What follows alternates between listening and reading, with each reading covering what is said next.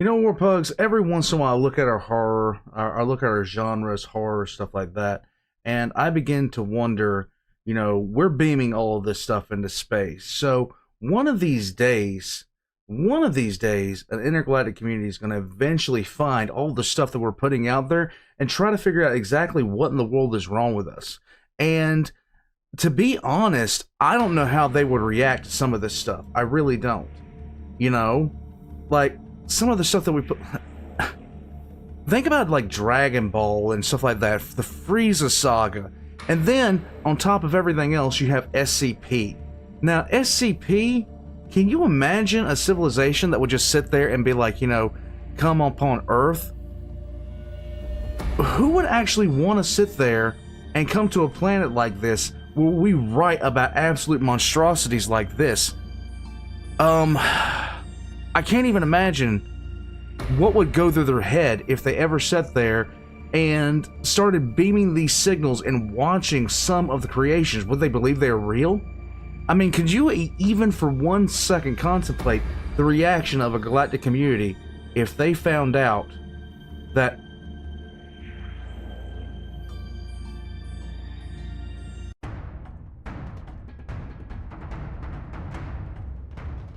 Warpugs, it's the Volgun, it's SCP-1342.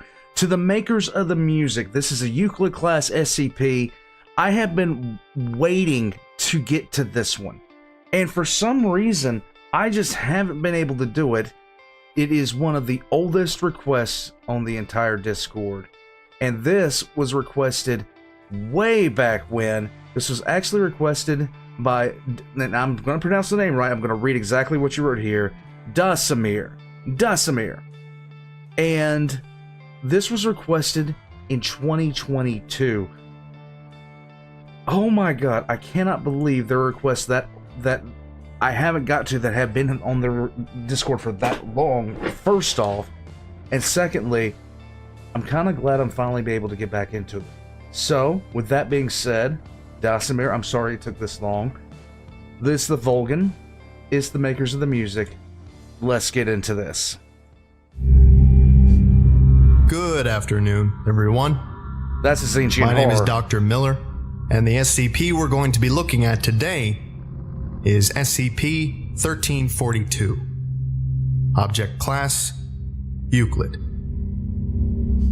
Special Containment Procedures. SCP-1342 is to be stored at Site-15. SCP-1342-1 is to be kept within a Faraday cage measuring 15 by 15 by 20 meters to prevent transmission of telemetry and other data regarding SCP-1342.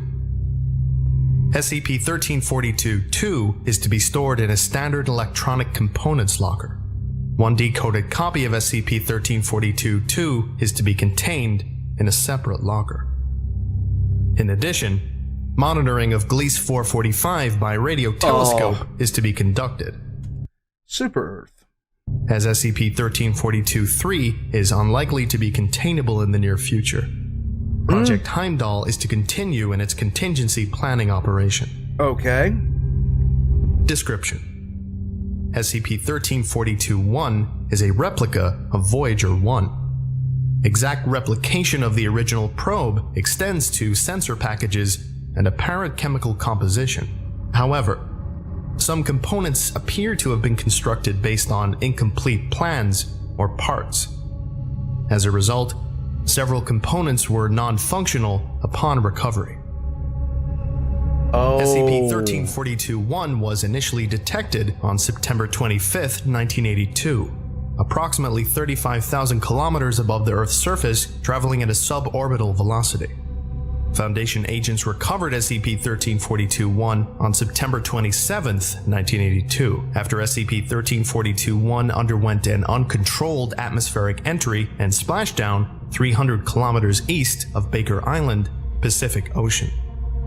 SCP-1342-1's detection was possible due to a large burst of Cherenkov radiation that occurred upon its appearance.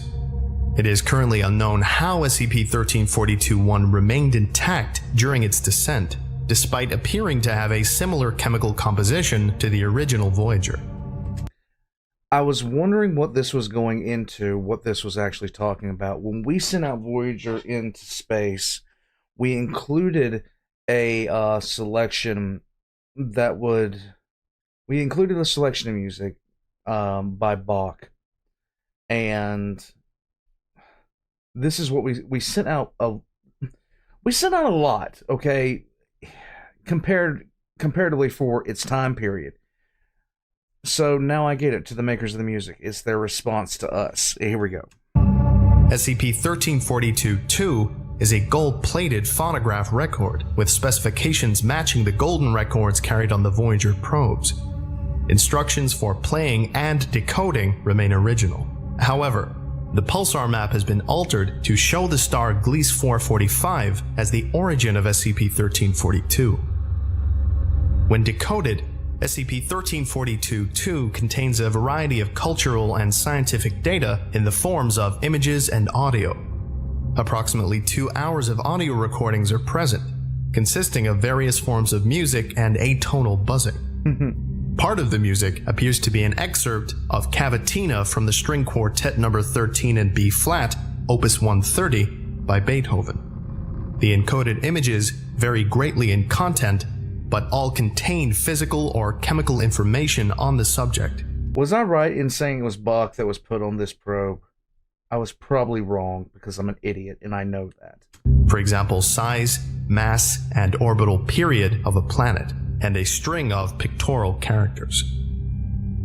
A radially symmetric organism, referred to as SCP-1342-3, is shown in various stages of development. Fully grown, the organism is approximately 2 meters tall and has 3 legs and 3 elongated arms, with each hand having 3 fingers positioned around the central axis on a roughly cylindrical torso. 3 snout-like protrusions exist in place of a head, each ending in a beak. 82% of these encoded images show SCP-1342-3 in a wide variety of presumed cultural settings. Scenes identified include agriculture, manufacturing, urban crowds, and the playing of music on a string and bow instrument. Images of a number of celestial bodies are also included, such as a Venusian-type world with a high atmospheric pressure and a star matching Gliese 445's stellar spectra.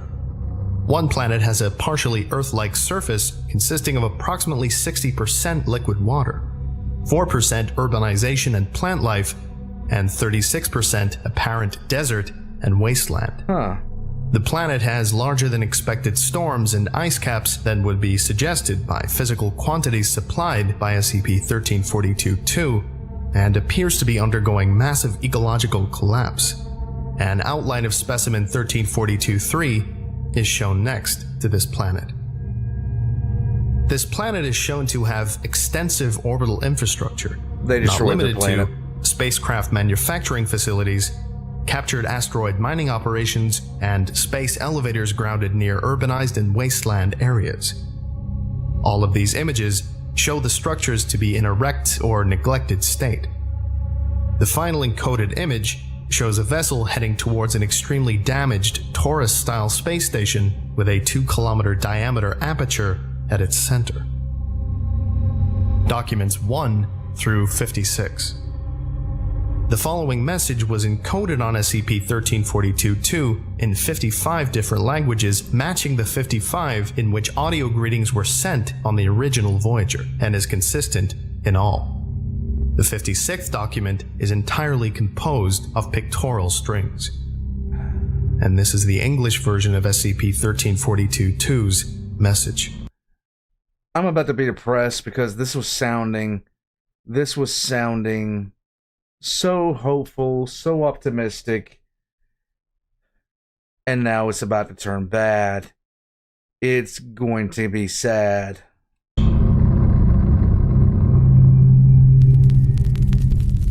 This Voyager spacecraft was built in the year 42,412 AD by the species you come to refer to as the Gliesian. We are a community of 300,000 beings inhabiting Gliese 445c. This is our message to your world. Ever since we discovered radio, we have lived in your shadow. Decades were spent unraveling your signals, searching for answers among the tenuous strands of reason. Through the static and the chaos, we found you. From your small, distant world, we found your images, your music, your thoughts, your feelings, and your indomitable science. We communicated with your world's governments, who kept our existence secret from you to prevent a culture shock with their own populace, or to reduce your impact upon our own species. It did not matter to us. We could touch the mind of another, and know we are not alone. We learned from you. The scientific revolution following our meeting was miraculous. We lived beyond our natural years, and we lived well. Humans uplifted us to an Elysian state, but we could never thank you. From our faraway place, we quietly deciphered your secrets, and over time, our technology became your equal. Together we went, advancing our mastery of the universe. We shared our technology with your leaders in secret to try and repay you for all you will do. In time came the gates. At great expense of energy, we could obtain limitless velocity. With time dilation preserved, we could fly to the universe's birth and its death. The entirety of creation was within our mutual grasp. However, that would not be. Before we emerged, the people who live on your planet crippled us. From the sky above, in bright blue flashes, our lives were ended. We did not know their reasons, nor do we know why their hand was stayed enough to forestall our extinction. But now, What we live on a dying happened here? world. Our children are sick. Our water is polluted. We cannot maintain our technology. We will not go on. To save ourselves, we could have tried to destroy you. It cannot be denied that that is how some of us felt we should act. We could still hear your world, unknowing, uncaring. With what little power we had left, relativistic destruction could reduce your planet to ashes as it was forming. It is shaming, but we came so close. We hope you can understand why we thought what we did. But maybe, if we could change what happens, if we could destroy you, then you could save us. From the stars came Voyager, your gift. In sending your message, filled with your music and your joy, you showed such touching desperation to find another.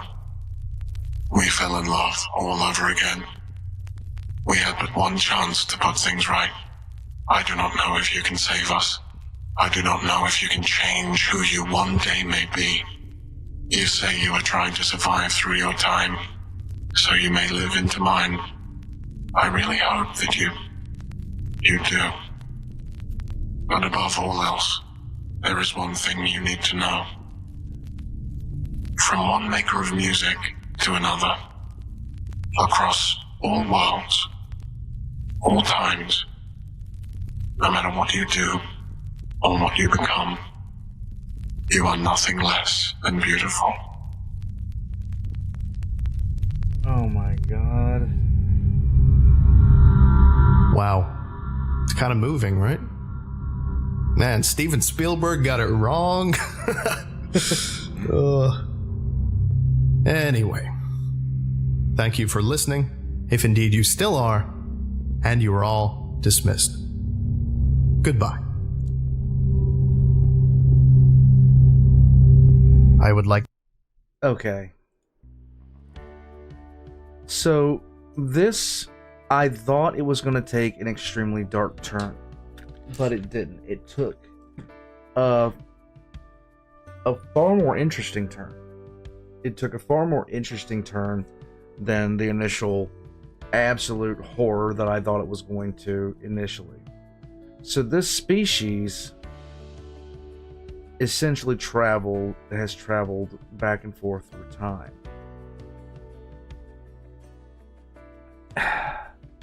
And they have been around long enough to where Voyager could intersect their planet.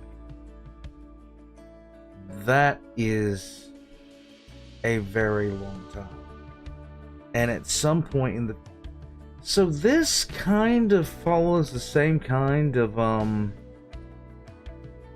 alien view of time that's present in The Arrival, which honestly is interesting, considering this was probably written far before The Arrival was even a concept.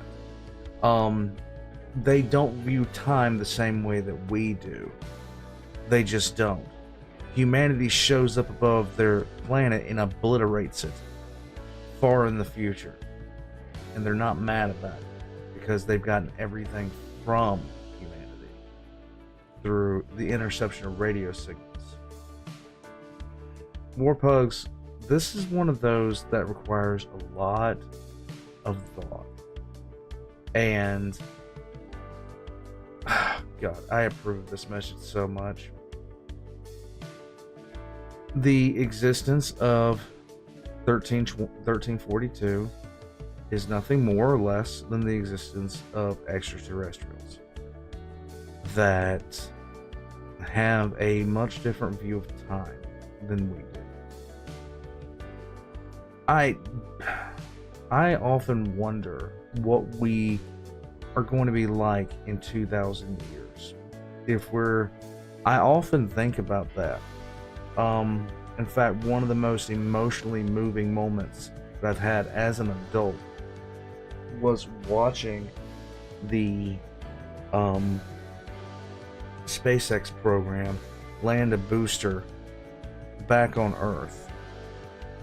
Because from my head, I was thinking, this is the first real major progress that I've seen towards us becoming an interstellar species in a long time. Because we've had the Saturn V, we've had several other large-scale rockets, but we've never had anything that could land on its own. And part of the big problem was not necessarily the fuel to get us off this rock, but the fact that every single time we would attempt to launch, that vessel that we used to launch was no longer usable. We have advanced so far in 2,000 years. We started off strong with the Romans and the Islamic Golden Age, the European Age of Sail. Several other incidents led us, but in particular, in the last 200 years, we've seen a complete and utter technological revolution that has taken us from in 1924, a large portion of the country was still using the horse to get around. It was still considered, the form of transportation. And in the next 100 years, we have advanced so rapidly and so far.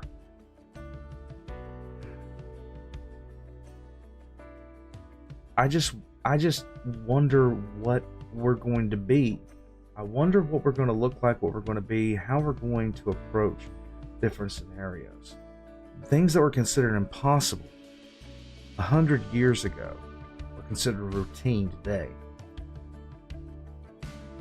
I still remember the first time I ever heard somebody talk about our cell phones and how even one of our cell phones had more computing power than the entire system that sent the astronauts to the moon. The thought of that is insane, but it's true. We use up more computer power playing games than they had for the space program. I have more computing power sitting on my desk than that. And that stuns me in so many ways. Just to consider, just to think about. My mother has seen everything change. And I in my own lifetime, have seen so much change in just the way we associate with each other, the way that we interact with each other, the social dynamics of the planet, the way that we view each other, speak to each other, the way we interact with each other. Something as simple as what I'm doing right now would be impossible 30 years ago. It would be absolutely impossible. A person with the amount of reach that I have now, back then, it would have been considered unthinkable. Warpugs, this here, it makes me think about where we could go. It makes me think about what we could become in the next 2,000 years. And what will future generations say about us? Because all I can hope is that the better angels of our nature will win out at the end of the day. And we will be able to step out into the stars. But as much as I hope that, there's a part of me that's afraid. There's a part of me that worries. And I can't help but shake that. And it's not a fear of the unknown. It's a fear of what I know all too well. Our own nature. But, Warpugs, I hope that one day I'm proven incredibly wrong. And that, I think you can all join me with that. Guys, the Volgun's links are going to be in the description down below. Check the links below for my Patreon, for my Fourth Wall merch store, and for the Amazon wish list for this house. I'm trying to get things together. I'm trying to put up more stuff on the second and third channels. Right now, I would have been out there filming today, but it rained. I will be filming this weekend. And I can't wait because I get to act ridiculous.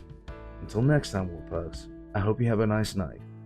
And look to the stars with some optimism. I know I try.